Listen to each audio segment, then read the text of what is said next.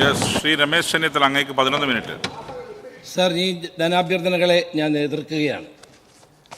Sir, എനിക്ക് മുമ്പ് സംസാരിച്ച ഗോവിന്ദ മാഷ് പറഞ്ഞതൊന്നും ജനങ്ങൾക്ക് മനസ്സിലായില്ല എന്നാണ് ഈ തെരഞ്ഞെടുപ്പ് ഫലം തെളിയിക്കുന്നത്. സാർ, ചരിത്രം കുറിച്ച ഒരു പൊതു തെരഞ്ഞെടുപ്പിൻ്റെ ശേഷമാണ് നമ്മൾ ഈ നിയമസഭ ചേരുന്നത്. സാർ, ഇരുളിൽ നിന്ന് വെളിച്ചത്തിലേക്കുള്ള പാതയാണ് ഈ തെരഞ്ഞെടുപ്പിൽ ഇന്ത്യയിലെ ജനങ്ങൾ തുറന്നിട്ടത്. വെറുപ്പിൻ്റെയും വിദ്വേഷത്തിൻ്റെയും അഹങ്കാരത്തിൻ്റെയും ഫാസിസത്തിൻ്റെയും പാതയിലൂടെ മുന്നോട്ട് പോയ ഒരു ഗവൺമെൻറ്റിനെ എങ്ങനെ ജനങ്ങൾ ശിക്ഷിക്കുന്നു എന്നുള്ളതിൻ്റെ ഏറ്റവും വലിയ ഉദാഹരണമാണ് ഈ തെരഞ്ഞെടുപ്പിൽ നമ്മൾ കണ്ടത്. നമ്മുടെ ഭരണഘടനയെ ഇല്ലാതാക്കാൻ, നമ്മുടെ ഭരണഘടനാ മൂല്യങ്ങളെ തകർക്കാൻ, ജനാധിപത്യ സംവിധാനങ്ങളെ ഇല്ലായ്മ ചെയ്യാൻ ഒരു ഭരണകൂടം എങ്ങനെ ശ്രമിച്ചുവെന്നും പച്ചയായ വർഗീയത ആളിക്കത്തിക്കാൻ പ്രധാനമന്ത്രി തന്നെ രംഗത്തിറങ്ങിയതും ഈ നാട്ടിലെ ജനങ്ങൾ കണ്ടതാണ്. സാർ, ഇതിൻ്റെ മറവിൽ മുഴുവൻ സമ്പത്തും ഇന്ത്യയിലെ കോർപ്പറേറ്റുകൾക്ക് തീരെഴുതി കൊടുക്കാൻ വേണ്ടിയായിരുന്നു ഗവൺമെൻറ്റും പ്രധാനമന്ത്രിയും ശ്രമിച്ചത് എന്ന് നമ്മൾ കണ്ടതാണ്. സാർ, ഈ തെരഞ്ഞെടുപ്പിൽ അവർ പറഞ്ഞത് എന്താണ്? അബ് കി ബാർ 400 പാർ, ഇത്തവണ 400 സീറ്റിലേറെ നേടുമെന്നാണ് പറഞ്ഞത്. 400 സീറ്റിലേറെ നേടി ഭരണഘടന മാറ്റും, വേണമെങ്കിൽ പാർലമെന്ററി ജനാധിപത്യം ഇല്ലാതാക്കുമെന്ന് പറഞ്ഞ് മുന്നോട്ട് പോയ ഇവർക്ക് ഇന്നത്തെ സ്ഥിതി എന്താണ്? സാർ, ലോക്സഭയിൽ എൻഡിഎയും ഇന്ത്യ സഖ്യവും തമ്മിൽ ഏതാണ്ട് തുല്യ ശക്തികളാണ്. BJPക്ക് ഒറ്റയ്ക്ക് ഭൂരിപക്ഷമില്ലാത്തതിനാൽ തോന്നിയതുപോലെ ഭരണഘടന വലിച്ചു കീറാൻ കഴിയില്ല, വർഗീയ അജണ്ട നടപ്പാക്കാൻ കഴിയില്ല. ഇവരെ തൂത്തെറിയുകയാണ് നമ്മുടെ അടുത്ത ദൗത്യം. സാർ, അടുത്ത ദൗത്യത്തിലേക്ക് ഇന്ത്യയിലെ ജനങ്ങളും എത്തും എന്ന കാര്യത്തിൽ സംശയമില്ല. സാർ, ഇന്ത്യ മുന്നണിയെ അതിശക്തമായ നേതൃത്വം കൊടുത്ത് ആ ഇന്ത്യ മുന്നണിക്ക് കരുത്തു പകർന്ന് മുന്നോട്ട് പോയ ശ്രീ രാഹുൽ ഗാന്ധിയെ അഭിനന്ദിക്കാൻ ഈ സന്ദർഭം ഞാൻ വിനിയോഗിക്കുകയാണ്.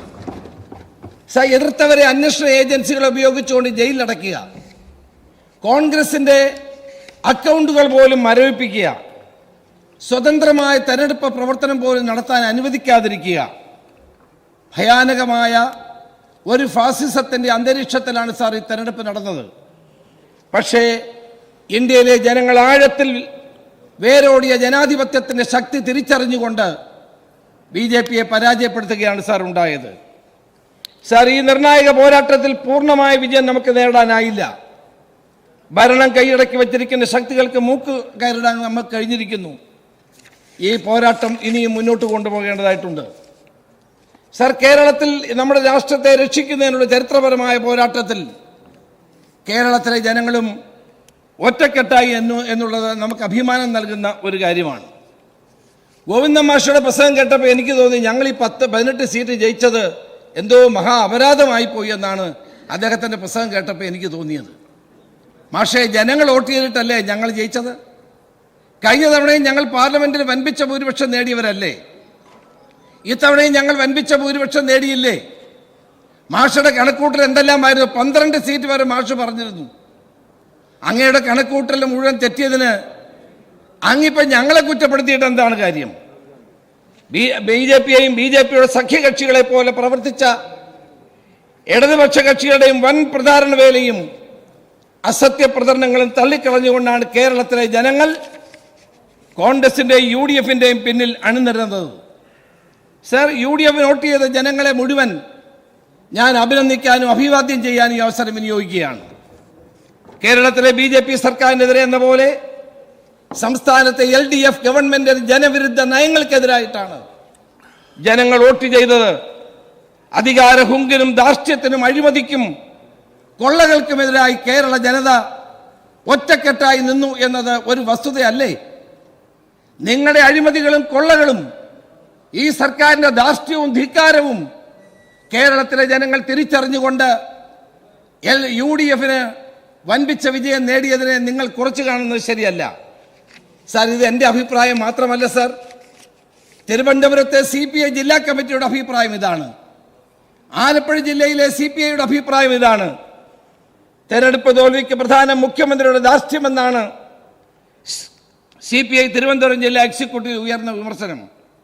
സംസ്ഥാനത്ത് അലയടിച്ചത് മുഖ്യമന്ത്രിക്കെതിരായ വികാരമാണെന്നാണ് CPI ആലപ്പുഴ ജില്ലാ കൗൺസിൽ പറയുന്നത്.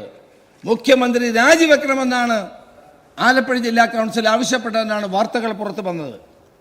സാർ, മുഖ്യമന്ത്രിയെ തിരുത്താൻ CPM-ൽ ആരുമില്ല. CPI-യുടെ യോഗത്തിൽ വിലയിരുത്തലുണ്ടായി. CPM-ന് കഴിയാത്തതുകൊണ്ട് മുഖ്യമന്ത്രിയെ തിരുത്താൻ CPI രംഗത്തിറങ്ങുകയാണ്.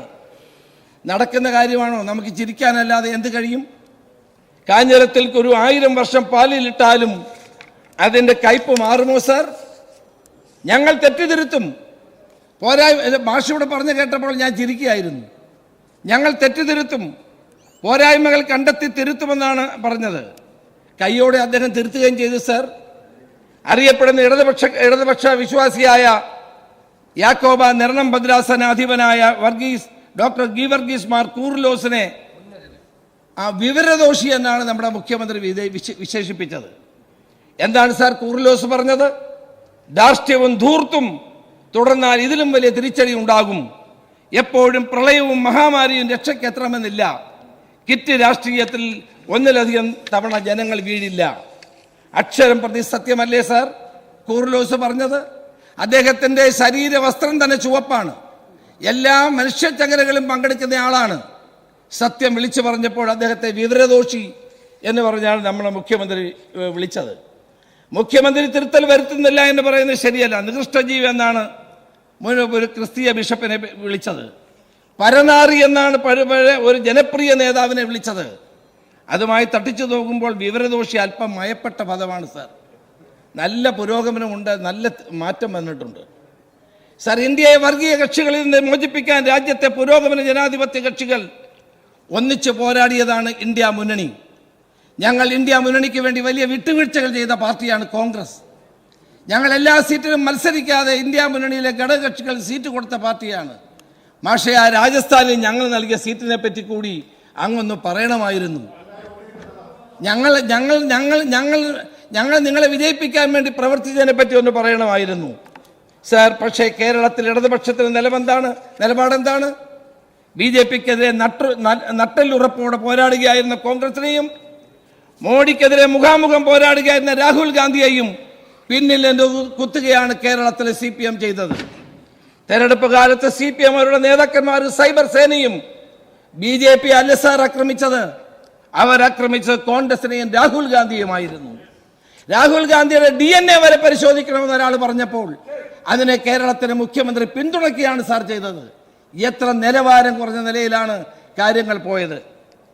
നരേന്ദ്രമോദി വന്ന് കേരളത്തിലെ മുഖ്യമന്ത്രി പിണറായി വിജയനെ നിരന്തരമായി വിമർശിച്ചു, വ്യക്തിപരമായി ആക്ഷേപിച്ചു. പക്ഷേ ഒരു വാക്ക് അദ്ദേഹം തിരിച്ചു പറഞ്ഞില്ല. സ്വർണ്ണക്കള്ളക്കടത്തിന് മാസപ്പടിയുടെയും കാര്യം പറഞ്ഞിട്ട് കേരളത്തിൻ്റെ മുഖ്യമന്ത്രി പഞ്ചപുച്ഛമടക്കി കേട്ടിരുന്നത് നമ്മൾ കണ്ടതാണ് സാർ. അതേസമയം അതേസമയം രാഹുൽ ഗാന്ധിയെ കടന്നാക്രമിക്കാൻ അദ്ദേഹത്തിന് യാതൊരു മടിയുമില്ലായിരുന്നു. കോൺഗ്രസ് ഇത്തവണ ജയിക്കാൻ പോകുന്നില്ലെന്നും അതിനാൽ ആലോചിച്ച് വോട്ട് ചെയ്യണമെന്നും CPM-കാർ എല്ലായിടത്തും പ്രസംഗിച്ച് നടന്നു സാർ. BJP-യുടെ സഖ്യകക്ഷിയെ പോലെയാണ് CPM പ്രവർത്തിച്ചത് സാർ. LDF ചെയ്തത് BJP-ക്ക് വോട്ട് മറിച്ചു കൊടുക്കുകയാണ് സാർ ചെയ്തത്. CPM-ഉം പിണറായിയും ചെയ്തത് അത് തന്നെയാണ്. BJP-ക്കെതിരെ പോരാടാൻ കോൺഗ്രസിനാവില്ല എന്ന് പറഞ്ഞു നടന്നു. ഇടതുമുന്നണി കൺവീനർ BJP-യുടെ സ്ഥാനാർത്ഥികൾ ഉശിരന്മാരാണ് എന്നാണ് EP ജയരാജൻ എല്ലായിടത്തും പറഞ്ഞത്. ഇന്ത്യ സഖ്യത്തിന്റെ ഭാഗമായി ദേശീയ തലത്തിൽ നിൽക്കുകയും ഇന്ത്യ സഖ്യത്തിന്റെ മുഖമായ രാഹുൽ ഗാന്ധിയെ ആക്ഷേപിക്കുകയും ചെയ്തത് കേരളത്തിലെ ജനങ്ങൾ മറന്നിട്ടില്ല സാർ. സാർ, ഇവിടെ ഗോവിന്ദ മാസ്റ്റർ ചില കണക്കുകൾ പറഞ്ഞു സാർ. കമ്മ്യൂണിസ്റ്റ് പാർട്ടിയുടെ ഏറ്റവും വലിയ ശക്തി കേന്ദ്രമാണ് ആലപ്പുഴ. ആരിഫിന് കഴിഞ്ഞ തവണ 4,43,803 വോട്ട് കിട്ടി. 2024 ആയപ്പോൾ 3,41,047 വോട്ട്. കുറഞ്ഞത് എത്ര വോട്ടാണ് സാർ? 1,81,099 വോട്ട്. എവിടെ പോയി മാഷേ ഈ വോട്ട്? 1,00,000-ലേറെ വോട്ട്. ആ വോട്ട് പോയത് മറ്റാർക്കുമല്ല, BJP-ക്കാണ് പോയത്. നിങ്ങളുടെ വോട്ടുകൾ കുത്തനെ BJP-യിലേക്ക് മറിഞ്ഞു. നിങ്ങളുടെ വോട്ടുകൾ കൂട്ടം ശക്തമായി തന്നെ നിങ്ങളുടെ വോട്ടുകൾ BJP-യിലേക്ക് പോയി സാർ. അരിപ്പാടും പോയിട്ടുണ്ട്. ഹരിപ്പാടും പോയിട്ടുണ്ട്, കായംകുളത്ത് പോയി. കായംകുളത്ത് നിങ്ങൾ മൂന്നാം സ്ഥാനത്താണ്. കായംകുളത്ത് മൂന്നാം സ്ഥാനത്താണ്. ഹരിപ്പാട് ഒന്നാം സ്ഥാനത്ത് തന്നെ UDF. സർ 2019 ഇത്ര സമയം തന്നെ 2019 1,86,278 വോട്ട് BJP പിടിച്ചു.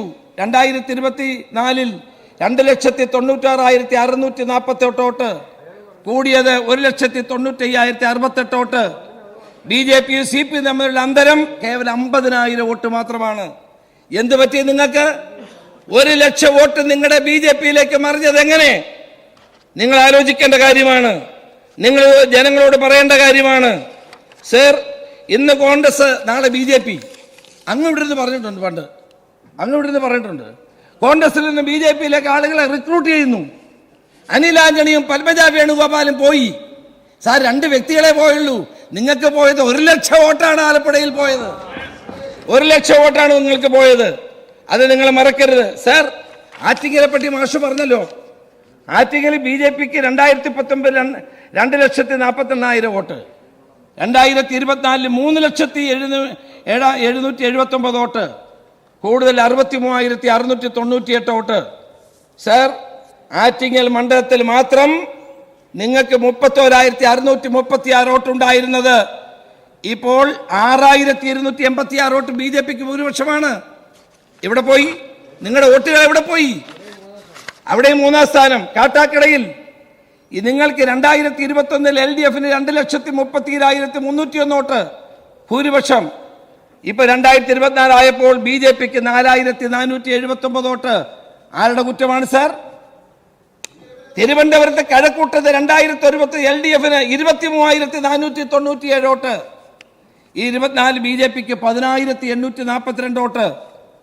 നേമത്ത് 2021 LDFന് 3,949 വോട്ടാണ് ഭൂരിപക്ഷം. 2024 BJPക്ക് 20,146 വോട്ട്. ആരാണ് സാർ ഉത്തരവാദി? ആരാണ് ഉത്തരവാദി? സാർ, തൃശ്ശൂരിനെ പറ്റി പറഞ്ഞു. ഇരിങ്ങാലക്കുടയിലും ഒല്ലൂരും മണലൂരിലും BJP ഒന്നാം സ്ഥാനത്ത് വന്നതിന്റെ ഉത്തരവാദിത്വത്തിൽ നിന്ന് CPMന് മാറി നിൽക്കാൻ കഴിയുമോ? മാഷ് പരിശോധിക്കണം. കരുവന്നൂർ ബാങ്കിൽ അകത്ത് പോകാതിരിക്കാൻ വേണ്ടി BJPയും CPMും നടത്തിയ നാടകമാണ് തൃശ്ശൂരിലെ സുരേഷ് ഗോപിയുടെ വിജയം എന്നുള്ള കാര്യത്തിൽ ഒരു തർക്കവും വേണ്ട സാർ.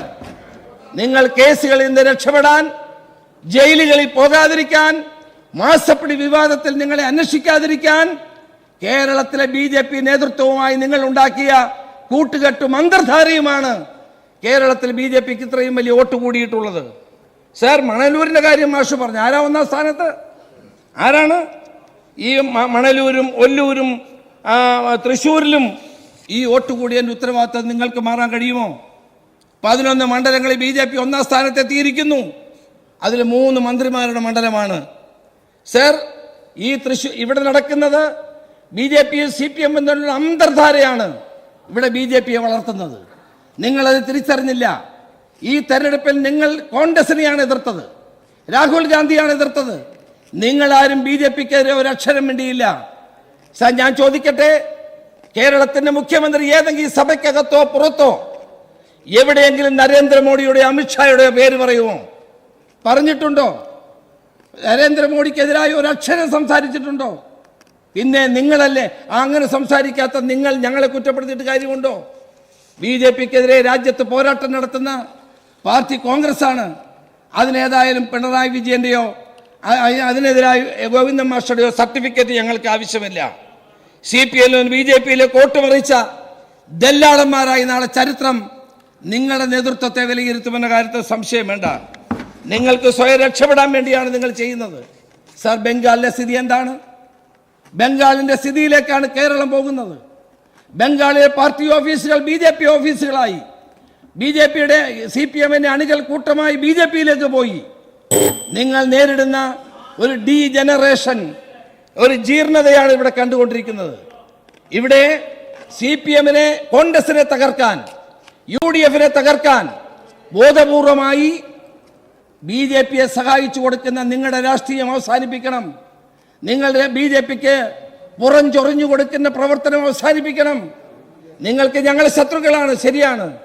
പക്ഷേ ഞങ്ങളാരും ഒരിക്കലും CPM അവസാനിച്ച് കാണണമെന്ന് ആഗ്രഹിച്ചവരല്ല. ഞങ്ങളാരും CPM ഇല്ലാതാകണമെന്ന് ആഗ്രഹിച്ചവരല്ല. ഞങ്ങൾ ഇന്നും നാളെയും അത് ആഗ്രഹിക്കുന്നില്ല. രാജ്യത്തെ വർഗീയ ഫാസിസ്റ്റ് ശക്തികൾക്കെതിരായി ഇന്ത്യൻ നാഷണൽ കോൺഗ്രസ് നടത്തുന്ന വലിയൊരു പോരാട്ടമാണ് ജനങ്ങൾ അംഗീകരിച്ചത് എന്നുള്ളത് നമ്മൾ കാണേണ്ടിയിരിക്കുന്നു. ഞങ്ങൾ തെരഞ്ഞെടുപ്പിൽ ഗവൺമെന്റ് ഉണ്ടാക്കാനുള്ള ഭൂരിപക്ഷം കിട്ടിയില്ലെങ്കിലും ഇന്ത്യയുടെ മതേതരത്വവും ജനാധിപത്യവും ഉയർത്തിപ്പിടിക്കാൻ ഇന്ത്യയിലെ ജനങ്ങൾ ഞങ്ങൾക്ക് ഒരവസരം നൽകിയിരിക്കുന്നു. ശക്തമായ പ്രതിപക്ഷമായി നിന്നുകൊണ്ട് നരേന്ദ്രമോദിക്കെതിരായിട്ടുള്ള പോരാട്ടവുമായി ഞങ്ങൾ മുന്നോട്ട് പോകും. സർ, ഇത് വിവരദോഷിയുടെ ഒരു കമന്റ് അല്ല സർ, വിവരദോഷത്തിന്റെ ഒരു കമന്റ് അല്ല സർ. കേരളത്തിലെ ജനങ്ങൾ ഇന്ന് പിണറായി വിജയനെതിരാണ്. കേരളത്തിലെ ജനങ്ങൾ പിണറായി വിജയന്റെ രാഷ്ട്രീയത്തിനെതിരാണ്. കേരളത്തിലെ ജനങ്ങൾ ഇന്ന് ഈ ഭരണ നടപടികൾക്കെതിരാണ്. രാജ്യത്തെ ജനങ്ങളെ കഷ്ടപ്പെടുത്തുന്ന, സംസ്ഥാനത്തെ ജനങ്ങളെ ബുദ്ധിമുട്ടിക്കുന്ന ഈ ഗവൺമെന്റിനെതിരാണ് സാർ. നിങ്ങൾ എത്ര നവകേരള സദസ് നടത്തിയാലും, നിങ്ങൾ എത്ര ജനസമ്പർക്ക പരിപാടി നടത്തിയാലും ജനങ്ങൾക്ക് നിങ്ങളോടുള്ള എതിർപ്പ് എത്ര വലുതാണ് എന്ന് ഈ തെരഞ്ഞെടുപ്പിലൂടെ തെളിഞ്ഞില്ലേ സാർ? ഈ സംസ്ഥാനത്തെ എല്ലാ മന്ത്രിമാരും ഒരുമിച്ച് പോയില്ലേ? ജനങ്ങളെ കണ്ടില്ലേ? നിങ്ങൾ എന്തെല്ലാം വാഗ്ദാനങ്ങൾ കൊടുത്തില്ലേ? അത് പോരാഞ്ഞിട്ട് വീണ്ടും മുഖ്യമന്ത്രി പോയില്ലേ ജനങ്ങളെ കാണാൻ, എല്ലാവരെയും വിളിച്ചുകൂട്ടാൻ, സമൂഹത്തിലെ വിവിധ തലങ്ങളിലുള്ള ആളുകളുമായി ആശയ സംവാദം നടത്തിയില്ലേ? എന്നിട്ട് എന്തുണ്ടായി? നിങ്ങൾ മനസ്സിലാക്കണം, മോഡിയെ പോലെ തന്നെ പിണറായിയെയും ജനങ്ങൾ വെറുക്കുന്നു, നിങ്ങളുടെ രാഷ്ട്രീയത്തെ എതിർക്കുന്നു. അതിനെതിരായ ശക്തമായ പോരാട്ടങ്ങളുമായി നാളുകളിൽ ഞങ്ങൾ മുന്നോട്ട് പോകും. ഗോവിന്ദ മാഷ പ്രസംഗം കണ്ടപ്പോൾ അങ്ങും അവിടെ നിന്ന് ചിരിക്കുന്ന കേട്ട് ഞാനും കണ്ടു. കേരളം മുഴുവൻ ഇതുവരെ നേടിയ നേട്ടങ്ങൾ മുഴുവൻ അദ്ദേഹം CPMന്റെ അക്കൗണ്ടിൽ എഴുതിയത് വളരെ ദൗർഭാഗ്യകരമാണ്.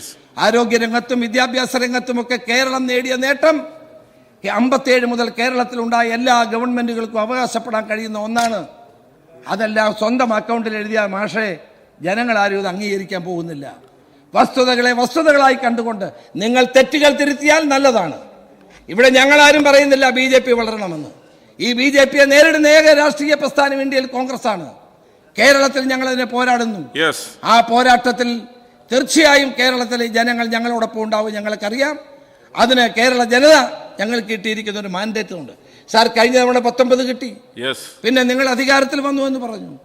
സാർ, ഒരിക്കലും ഒരു മുയല് ചക്ക വീണ് മുയൽ ചത്താൽ എപ്പോഴും ചക്ക വീഴുമെന്നും മുയൽ ചാകുമെന്നും നിങ്ങൾ വിചാരിക്കേണ്ട. കേരളത്തിലെ UDF അതിശക്തമായി തന്നെ തിരിച്ചു വരുമെന്ന് വീണ്ടും ഒരിക്കൽ കൂടി പറഞ്ഞുകൊണ്ട് എന്റെ വാക്ക് നിർത്തുന്നു.